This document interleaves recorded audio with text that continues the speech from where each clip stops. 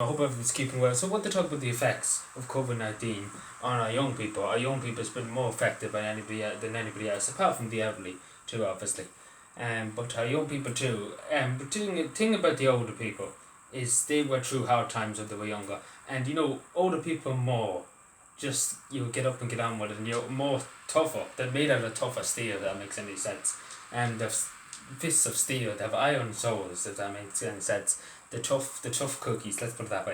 Our young people, it takes time for people's brains to develop, and when you're young, when your brain's not fully developed until 18, your brain's constantly developing and developing into a young adult. So obviously it does affect the human mind much, and again, it's about mindness too. The mind is a big obstacle here, along with COVID. But the effects on our young people, and straight down, and saying it straight, is that a lot of young people now, from being isolated and being left on their own, are more not social, not talking to people as much. And like I know people that used to be young people, again, they used to talk a good bit more. They used to talk a good bit more, but now they're just, they don't talk much. You ask them a question, it takes about 10 minutes to respond. It's not their fault, because again, they've been so long in lockdown, things they've been on their own, the majority of the time in their rooms, in their own locked, and some of them in some cases even locked in the rooms because their parents didn't want them mixing with their siblings or whatever. There has been cases of that, and I've heard them many times. But yeah, that has happened, and they're always stuck on their phones, because the only thing they had for comfort was their phones. Scrolling through YouTube and things like that. But they don't know how to interact now. They've kind of lost. It's kind of when you're young, when you're a baby. Your baby steps. You're trying to get back into. So you're trying to learn how to speak. How to talk, how to walk. That's what kind of people young people are now. It's a good lot of young people, because they were so isolated for nearly a year, and for a long time schools were closed. For example, then obviously at the beginning of the year schools were closed, and all that time, because particularly one person I'm used for example, won't say their name. One person I knew used to go out on the Sunday evening and Saturday night. They go out with the lads and the boys, and have a little talk, have a little, have a bit of fun. Have a bit of fun after a hard week. And now they can't do that. They're in the house and sure. They have nothing better to be doing. They have nothing to be doing. I might as well be honest with you. And they're just in their room, and and it's very depressing, very lonely. And that's another thing too.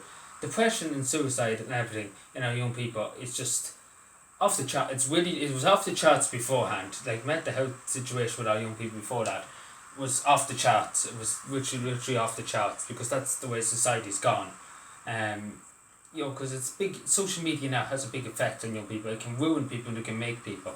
A lot of bullying, online bullying happening, as we see during the pandemic. Huge amount of people being bullied online and things like that. And obviously it puts more stress onto young people. Particularly young people, because obviously older people are more or less just say shrug it off and the rest of that. But this is again, that's them two things I just said there. They're basically the walking stone there. That's the two big issues there. And then obviously you have the loss of education and everything. You have the loss of just everything. Some people had Sunday jobs, Saturday jobs, and they couldn't do that. The loss of income, for college and things like that. And it affects their college going on to later education, into workplaces too. Some people might not be able to go straight into work. And again, this is the thing, it's took a huge effect on our young people. And it's this thing too, I might as well say, but it's not, to me, and for where I'm standing looking as a young person, I don't see it as a big thing, but maybe in some parts of the country there's a bigger thing than here, where I am at the moment. But there is such a thing of people just laughing at each other for the colour of the face mask or whatever. There's things like that, and that has, it does affect the mind. And obviously wearing a face mask lacks oxygen going to the brain. You're taking in less oxygen, and it's a known fact that you do take in less oxygen when you're wearing a face mask. It does because you have to cover your breathing system, your nose and your mouth, so you're getting less oxygen, which obviously affects your brain. It doesn't make you think. Obviously, my brain it doesn't get enough oxygen as it should be, but so it doesn't make any difference for me.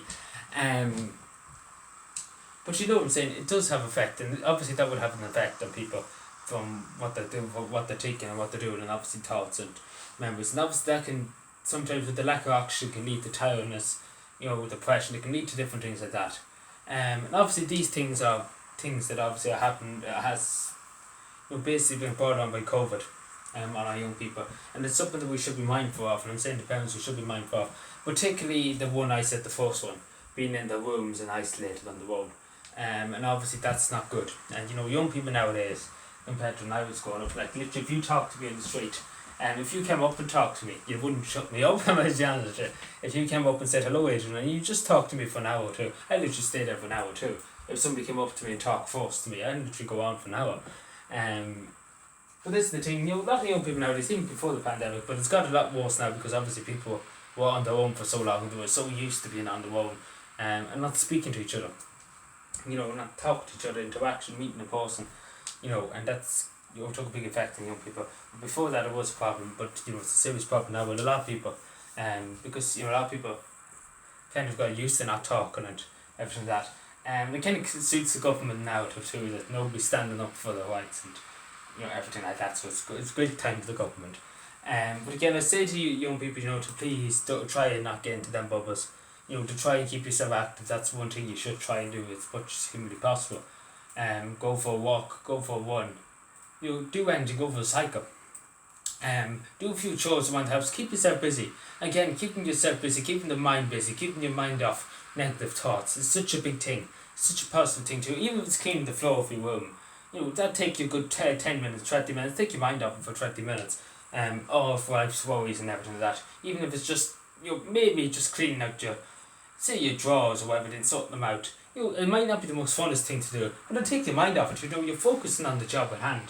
And you're not worrying about the negative thoughts, because again, negative thoughts can lead to very downward spiral. So please, take care of yourself, mind yourself. I say to parents, please check in their son and daughter. And again, I just can't stress this enough because it has happened. Don't be locking your sons and daughters in their rooms. And the same with your siblings or anything. Don't do that. Don't do that. That's unacceptable. Let them talk to each other because they're in the same household. Not much of a risk. And that's obviously not helping people. So yeah, take care of them and be safe out there and bye.